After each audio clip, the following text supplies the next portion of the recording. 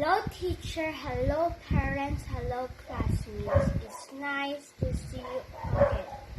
Today I'm going to present the needs of the plants. Do you know that plants have certain needs? First, plants need water in order to live.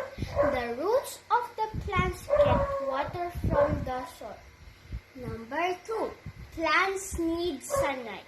Plants need sunlight in order to grow well. Number 3, plants need air. Plants need air. Plants, like animals and man, need air. Number 4, plants need good soil. Plants need good soil in order to grow well. Number 5, plants need fertilizer. Plants need fertilizer soil in order to grow well. Plants need water, carbon dioxide, and sunlight.